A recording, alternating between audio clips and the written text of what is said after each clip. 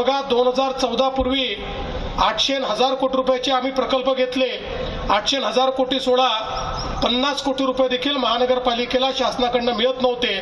आता हजार कोटी रुपयाचे प्रकल्प हे आपण हातामध्ये घेतले आहेत. आता आमचा संकल्प आहे की या ठिकाणी जळगावकरांच्या आशीर्वादाने पुन्हा एकदा भाजप सेना महायुतीचं सरकार या ठिकाणी येणार आहे, महापौर बनणार आहे आणि पुढच्या 5 वर्षामध्ये जळगावला विकसित शहरांच्या श्रेणीत आणायचा आम्ही संकल्प केलेला आहे.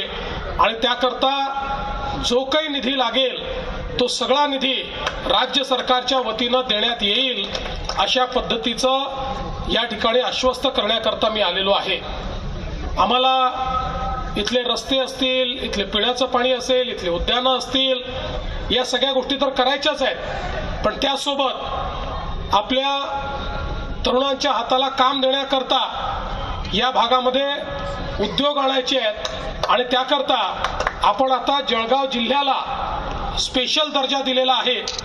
पूर्वी जो दर्जा केवळ अतिमागास अशा प्रकारच्या जिल्ह्यांना होता, जळगाव जिल्ह्याला आता तोच दर्जा दिल्यामुळे जे काही उद्योगाला स्पेशल इन्सेंटिव्ह आहेत, मोठ्या प्रमाणात त्या ठिकाणी सबसिडीज आहेत, इलेक्ट्रिसिटीची सबसिडी असेल, कॅपिटल सबसिडी असेल, ही आपण जळगाव जिल्ह्याला दिलेली असल्यामुळे जळगाव जिल्ह्यामध्ये आता उद्योग देखील मोठ्या प्रमाणात येतील.